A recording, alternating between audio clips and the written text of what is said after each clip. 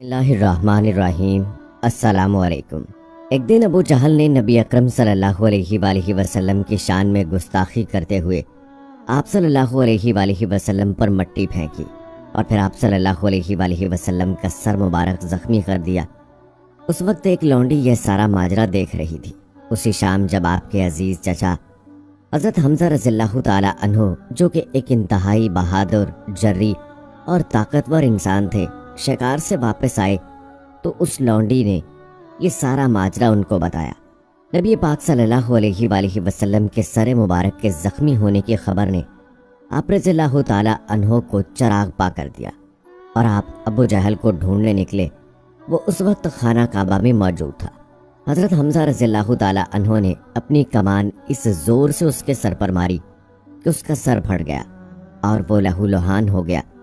इसके बाद हज़रत हमज़ा रज़ियल्लाहु ताला अन्हु आप सल्लल्लाहु अलैहि वसल्लम की खिदमत में हाजिर हुए और कहा, भतीजे, मैंने अबू जहल से तुम्हारा बदला ले लिया है।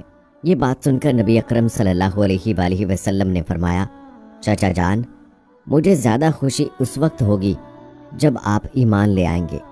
ये बात सुनकर हज़रत हमज़ा रज़ियल्लाहु ताला अन्हु कलमा पढ़कर ईमान ले आए। हज़रत उमर फ़ारूक रज़ियल्लाहु ताला अन्हु के बारे में इमाम इब्ने जौज़ी ने लिखा है कि एक मर्तबा हज़रत उमर रज़ियल्लाहु ताला अन्हु एक रात घर में बैठे थे और बैठे बैठे अचानक रो पड़े। 62 साल उम्र है और खिलाफत के आखिरी अयाम चल रहे हैं और घर में बैठे बैठे बिला वजह रो पड़े। आप रज़ियल्लाहु ताला अन्हु की ज़ौजा ने बेटे को उठाया और कहा, अपने बाप से पूछो क्या मसला है, कहीं कोई तकलीफ़ या दर्द तो नहीं। साहबजादे हज़रत उमर रज़ियल्लाहु ताला अन्हु के पास आए और फरमाया, अब्बा जी, क्या बात है? हज़रत उमर रज़ियल्लाहु ताला अन्हु ने फरमाया, अपनी माँ को बुलाओ। आप रज़ियल्लाहु ताला अन्हु फरमाने लगे कि मेरे इर्द गिर्द बैठ जाओ।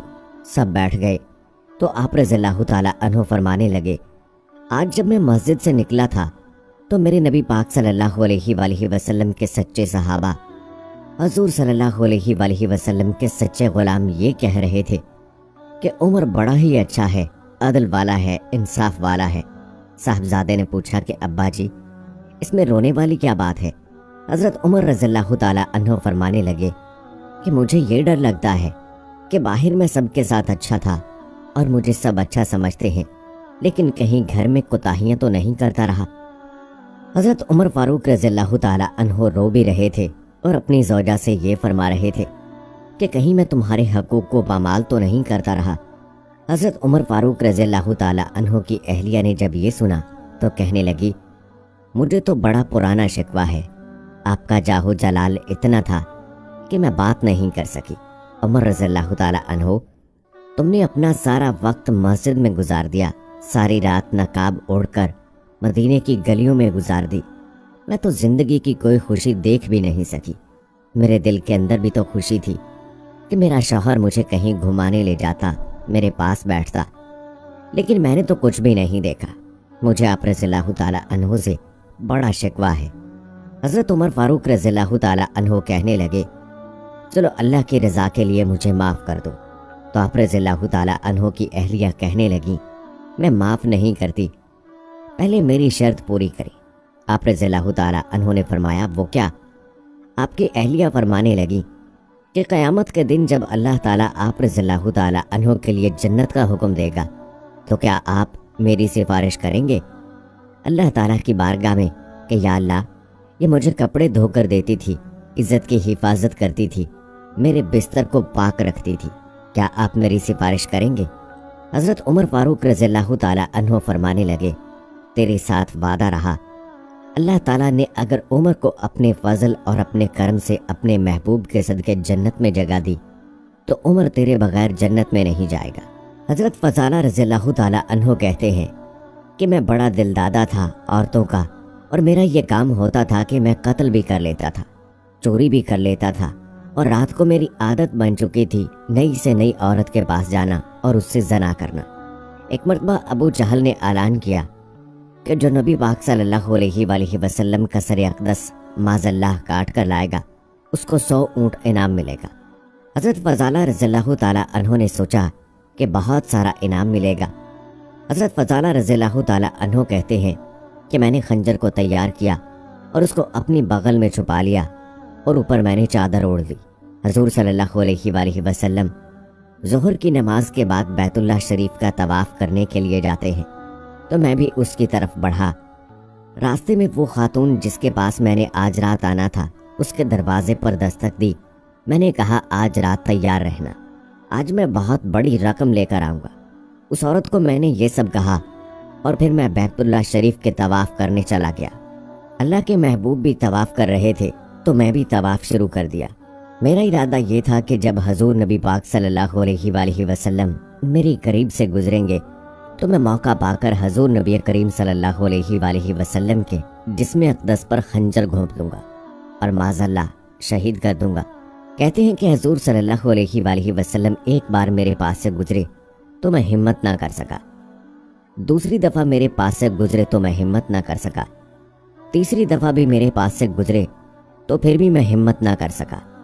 نبی کریم صلی اللہ علیہ وآلہ وسلم 2-3 مرتبہ گزرے تو حضرت فضالہ رضی اللہ تعالی عنہ فرماتے ہیں کہ مجھے قتل کا موقع نہ مل سکا۔ حضور صلی اللہ علیہ وآلہ وسلم فرماتے ہیں اللہ تعالیٰ نے روب کے ساتھ میری مدد فرمائی، دشمن پر میرا روب طاری ہو جاتا۔ حضرت فضالہ رضی اللہ تعالی عنہ فرماتے ہیں کہ جب چکر پورے ہوتے ہیں تو حضور صلی اللہ علیہ وآلہ وسلم چھٹے چکر پر فرمانے لگے فضالہ چکر ایک رہ گیا ہے۔ حضرت فضالہ رضی اللہ تعالی عنہ کہتے ہیں کہ طواف مکمل ہو گیا۔ آپ صلی اللہ علیہ وآلہ وسلم میرے پاس آئے اور فرمانے لگے وہ کام کرتے کیوں نہیں جو کرنے کے لیے آئے تھے؟ میں نے عرض کی یا رسول اللہ صلی اللہ علیہ وآلہ وسلم کون سا کام، کیسا کام؟ کہتے ہیں کہ حضور صلی اللہ علیہ وآلہ وسلم نے مجھے کندھے سے پکڑ کر ہلایا اور فرمایا وہ کام کرتے کیوں نہیں؟